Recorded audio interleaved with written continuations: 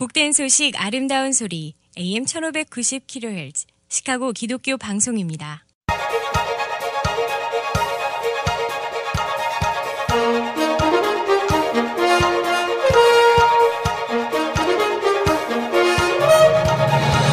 김정일 해설위원의 시사 해설. 세상을 넓게 봅니다. 삶의 지평이 넓어집니다.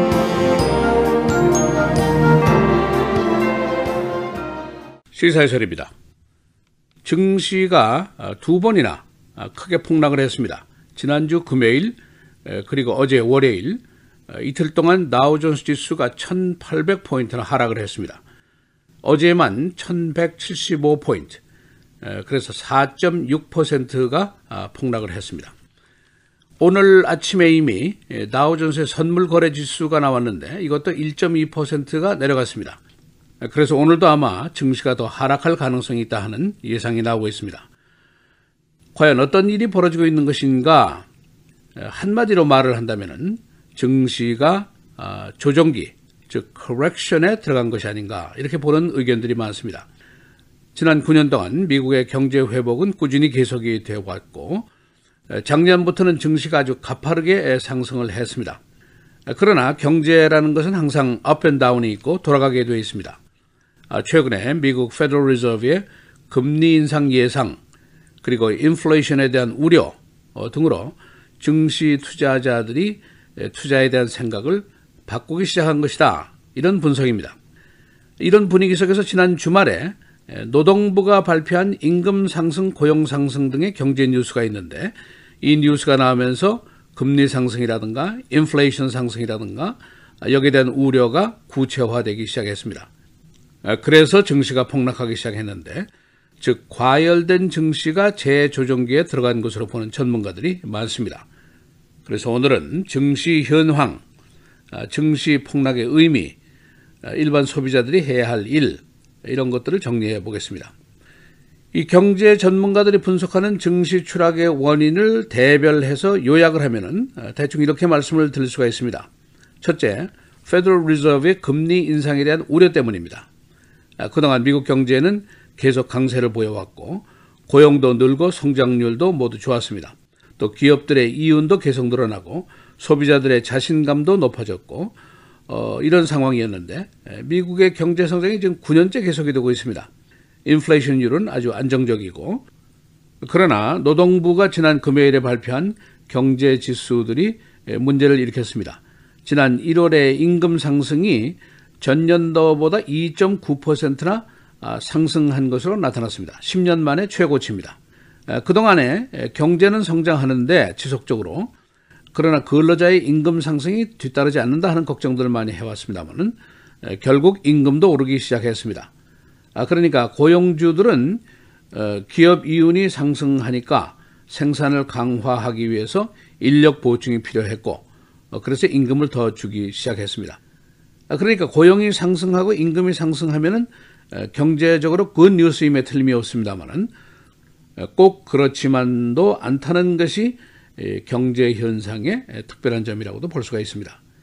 임금을 올리면은 인건비가 상승하고 생산가 단가가 상승을 하게 되어 있습니다. 그러면 기업이 물가를 올리든지 이윤을 덜 보든지 해야 되니까 전반적인 경제 호황 속에서 자연히 인플레이션 상승 요인이 증가하게 됩니다. 페더럴 리저브는 이 인플레이션을 금리 인상이라는 방법으로 다스리게 됩니다. 당초에 페더럴 리저브가 금년에 한 3번 정도 금리 인상을 계획하고 있었습니다만은 그러나 경제가 과열됐다는 조짐이 보이면서 인플레이션 걱정을 더 하게 돼 있었습니다. 이것이 바로 문제입니다. 또 한 가지 이제 금리가 오르게 되면은 인플레이션이 오르면은 금리가 오르게 되는데 기업은 이제 대출금 부담이 늘어나게 되고 기업의 이윤은 줄어들게 되어 있습니다. 그리고 일반 소비자들은 모기지 지불 부담이 더 늘어나게 되겠죠. 지금까지 증시 활성화의 가장 큰 이유는 기업의 이윤이 증가했기 때문입니다. 그러나 기업의 부담이 늘게 되면은 투자가 자연히 줄어들게 되고 투자가 줄면은 증시가 힘을 잃게 되고 그런 등식입니다. 세 번째는 채권 시장에 대한 우려가 늘어나고 있습니다. 증시가 좋으면은 채권 시장이 허약해지고 증시가 허약해지면은 채권 시장이 힘을 더 받게 되어 있습니다. 이것이 통상적인 일인데 미국 재무부의 국채 시장은 이 지구상에서 돈이 가기에 가장 안전한 것이다. 그렇게 생각들을 하고 있습니다. 이 투자자들이 증시에서 국채 쪽으로 시선을 돌리고 있다. 그런 분석이 나오고 있습니다. 특히 이 감세가 실시됨에 따라서 1조 5천억 달러의 이제 미국의 빚이 늘어나게 되는데 그렇게 되면 재무부에서 돈을 더 꾸어와야 됩니다. 돈을 더 꾸기 위해서는 이자를 더 주게 돼 있죠. 그러니까 반드 시장의 이자가 더 비싸집니다. 투자자들의 입장에서는 안전하면서도 금리도 좋은 곳으로 간다. 이것은 당연한 이치입니다. 네 번째는 스탁 마켓 자체가 너무 과열되어 있다는 것입니다. 2016년 11월 이후에 너무 멀리, 너무 빨리 증시가 변했다. 그런 분석입니다. 지금 최소한 한 5%에서 최고 10%까지의 거품이 있다 하는 분석이 있습니다. 그래서 증시가 재조정기에 들어가게 되어 있다. 그런 분석입니다.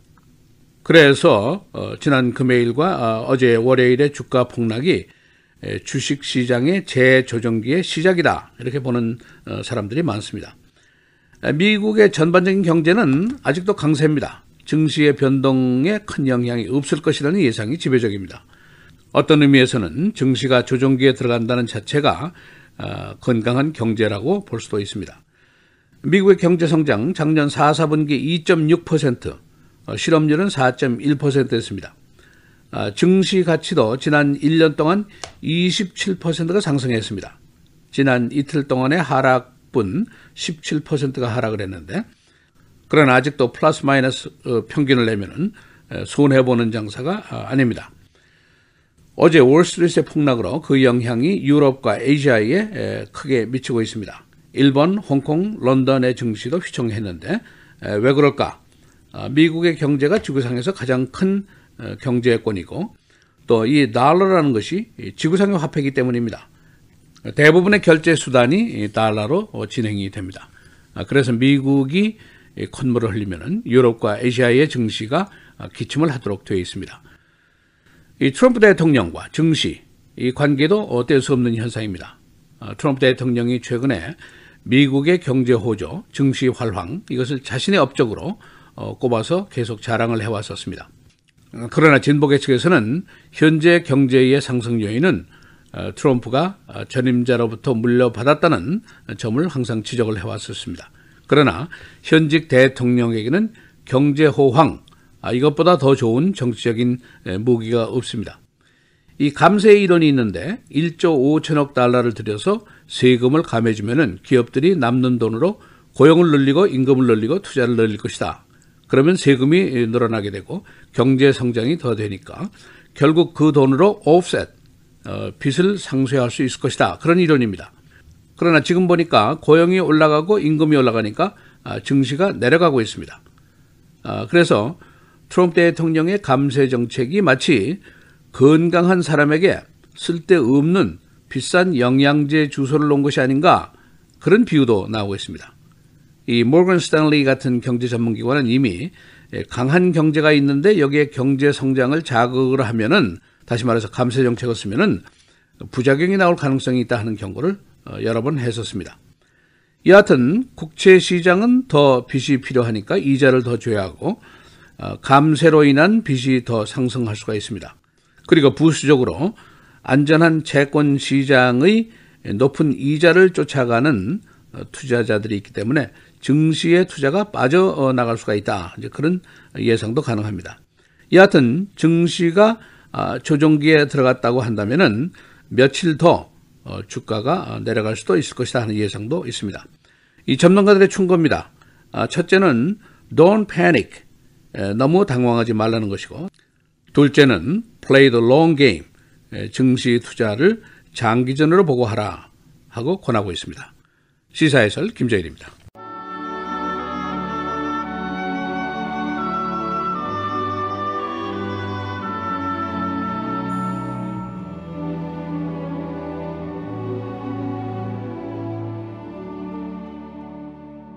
그러므로 형제들아, 우리가 예수의 피를 힘입어 성소에 들어갈 담력을 얻었나니 그 길은 우리를 위하여 휘장 가운데로 열어놓으신 새로운 살 길이요 휘장은 곧 그의 육체니라.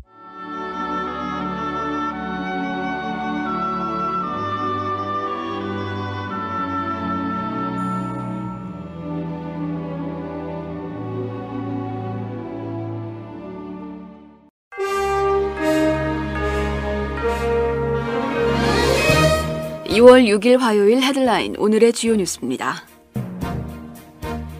뉴욕 증시 폭락이 아시아를 거쳐 유럽에까지 파장을 미치고 있습니다.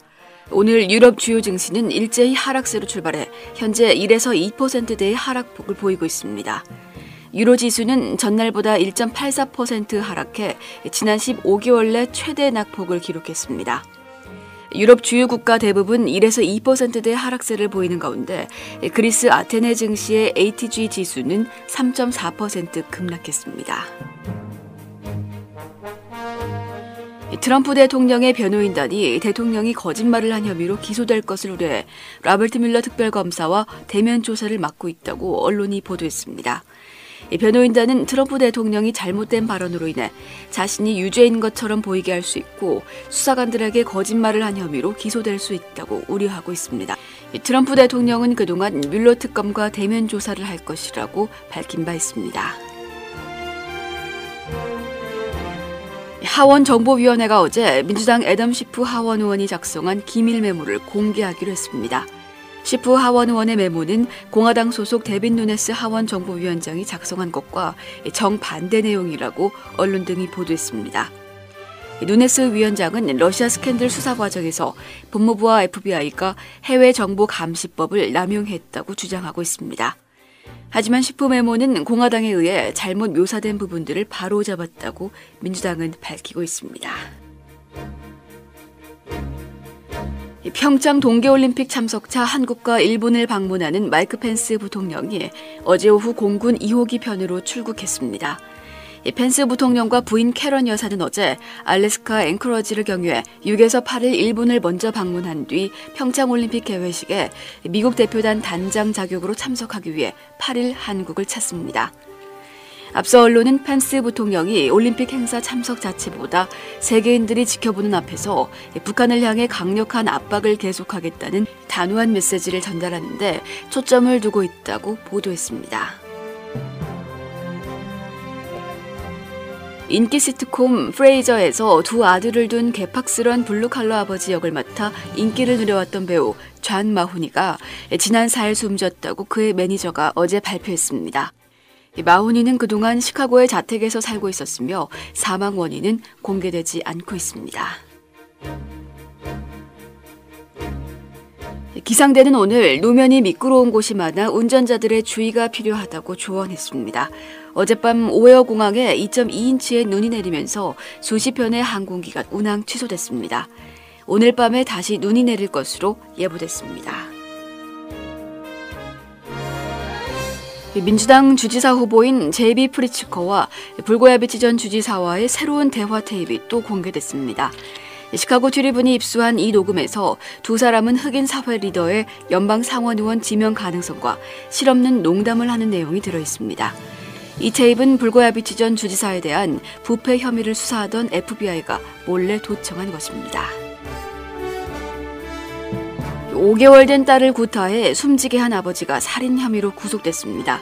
21살 댕글 잭슨.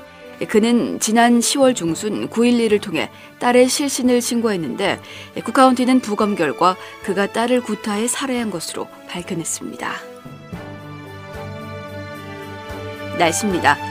오늘은 대체로 맑은 날씨 보이다 오후부터 차차 흐려지면서 대부분 지역에 눈이 내리겠습니다.